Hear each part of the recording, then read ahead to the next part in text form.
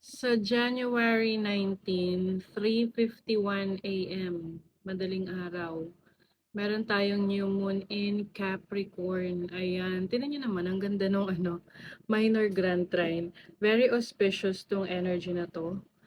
Ito yung best time na magsimula ng mga projects kasi andito yung commitment mo, andito yung passion mo, focus mo about what you want to execute. Tingnan mo naman, yung yung conjunction ng mga planets.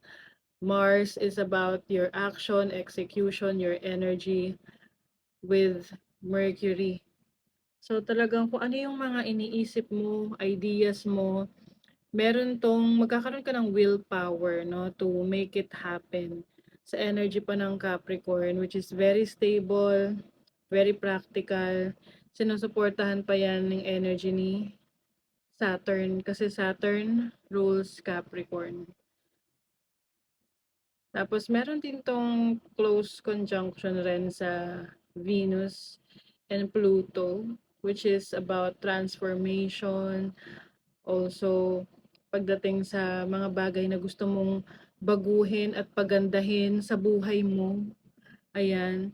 So take note of this energy, January 19, 2026 sa Pilipinas. Oo.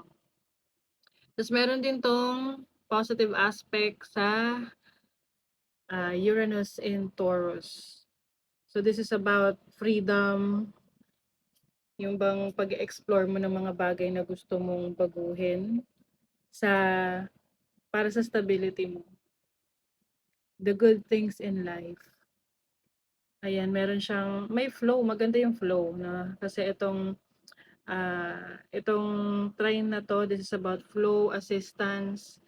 So yung ruler ni Taurus ay sinusuportahan niya rin yung mga gusto niyang baguhin kasi Uranus, it is about revolution, mga change na gusto mong baguhin sa sarili mo.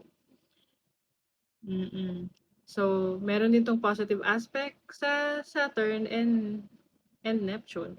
So Saturn is the planet of discipline, Neptune is about your imagination.